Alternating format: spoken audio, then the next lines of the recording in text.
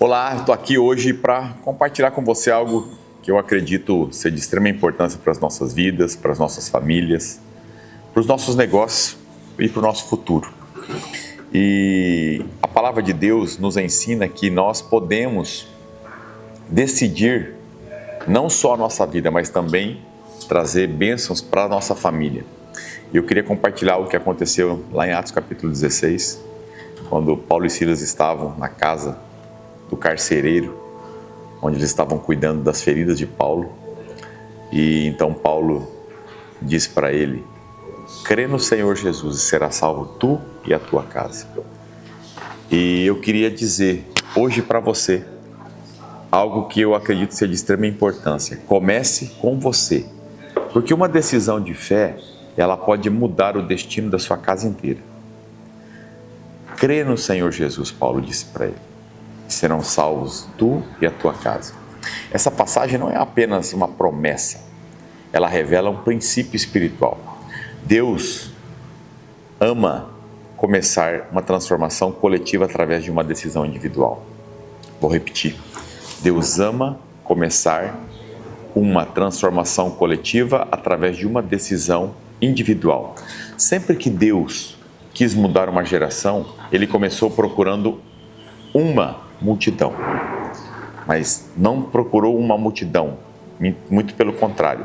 Deus procurou um homem, uma pessoa, procurou uma mulher, procurou alguém disposto a acreditar quando ninguém acreditava. Noé salvou a sua família. Abraão deu origem a uma nação. Raabe preservou toda a sua casa. O carcereiro de Filipos viu sua família inteira conhecer a Cristo. Por quê? Uma pessoa decidiu. O céu sempre procura alguém que diga sim. Portanto, lembre-se, o juízo pode estar do lado de fora, mas a obediência cria um refúgio. Em Jericó, ela estava condenada. Toda a nação seria destruída, tudo e todos. Deus já havia decretado que os muros iriam cair. Não havia estratégia militar capaz de impedir aquilo, mas existia um detalhe extraordinário. Em uma cidade inteira destinada à destruição, havia uma única casa que Deus decidiu preservar. Por causa de uma mulher, por causa de uma pessoa. Não porque os moradores eram perfeitos desta casa. Não porque eles eram religiosos, mas porque ali havia uma mulher chamada Raabe que decidiu acreditar nos espias. Ela recebeu os espiões, que nós conhecemos como espias, escondeu eles, arriscou a sua própria vida e colocou o cordão escarlate na janela, que simboliza a redenção através do sangue do Cordeiro. E quando as trombetas tocaram, dias depois, quando os muros vieram abaixo, quando toda Jericó virou pó, a única construção que permaneceu em pé foi justamente a casa marcada pela aliança, marcada pelo cordão vermelho da fé, da crença. Isso nos ensina algo poderoso, que a única construção que pode permanecer em meio quando tudo rui é aquela que acredita, que não desiste. Porque quando Deus encontra fé dentro de uma casa, ele faz distinção entre quem está debaixo da aliança e quem está debaixo do juízo. Então uma cidade inteira pode cair, mas Deus sabe exatamente qual casa ele vai preservar. O sangue na porta lá no Egito, antes do povo sair em direção à terra prometida. Não era para Deus ver, era para a família confiar.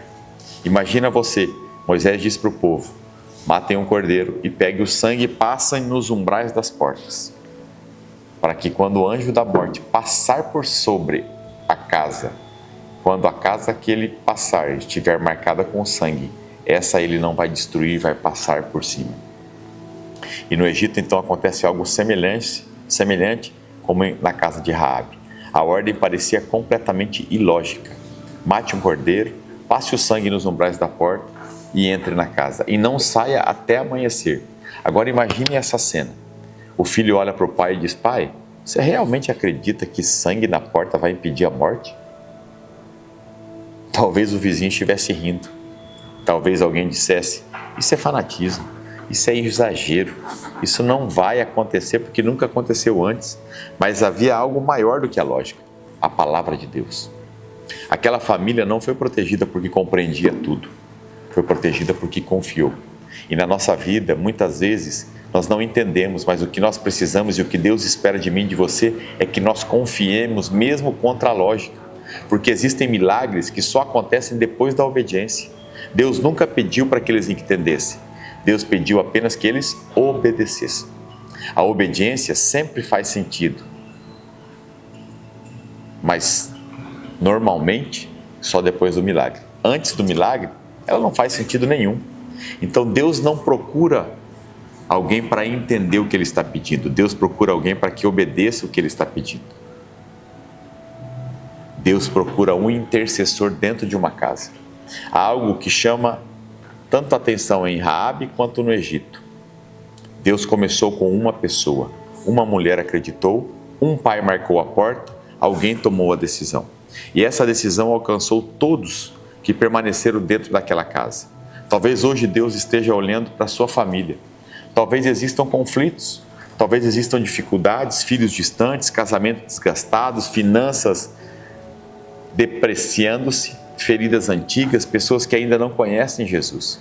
E Deus continua fazendo a mesma pergunta que fez ao longo de toda a história. Quem vai começar? Por quem eu começo? Normalmente queremos que os outros mudem. Esperamos que o marido mude, que a esposa mude, que os filhos mudem. Esperamos que os nossos pais mudem. Mas Deus quase sempre escolhe começar por alguém que esteja disposto. Talvez você seja a resposta da oração que ainda nem fez. Talvez Deus não queira mudar primeiro a sua família. Talvez Ele queira mudar você, para depois alcançar a sua família através de você. Então toda transformação familiar, ela começa quando alguém decide interromper o ciclo e obedecer a alguém. Alguém vai ter que pagar o preço. Alguém vai ter que começar primeiro.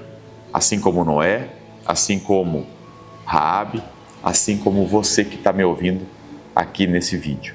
É você que Deus escolheu para começar. Não espere os outros. Não aguarde piorar a situação para fazer alguma coisa. A Bíblia, ela está cheia de histórias em que uma decisão individual mudou o destino de muitas pessoas. A arca salvou uma família, a família de Noé. Um cordão vermelho salvou uma casa de toda destruição. O sangue de um cordeiro preservou milhares de lares. E na cruz, o sangue de Jesus abriu caminho para toda a humanidade. Agora perceba um padrão. Deus sempre começa com um. Talvez você olhe para sua casa e pense: sou o único que ora, sou o único que busca a Deus, sou o único que acredita, sou o único que permanece firme. Não despreze isso. Você pode ser a pessoa que Deus escolheu para mudar a história da sua família. E Ele deseja fazer isso, mas precisa começar com alguém. E eu acredito que seja você. Porque talvez o milagre que você tanto espera não comece quando todos acreditarem. Talvez ele comece quando apenas você decidir ser fiel ou permanecer fiel. Hoje, Deus não está procurando uma família perfeita. Está procurando alguém que tenha coragem de dizer: Senhor, comece em mim. Se for preciso, seja você o primeiro a pedir perdão. Se for preciso, seja o primeiro a orar. Seja o primeiro a servir. O primeiro a permanecer quando todos desistirem. O primeiro a confiar quando ninguém mais acreditar. Porque uma pessoa cheia de fé pode se tornar o ponto de partida de uma história para toda uma geração. Pense nisso, creia nisso, pratique isso. Eu tenho certeza que a sua vida nunca mais será a mesma. Que Deus te abençoe.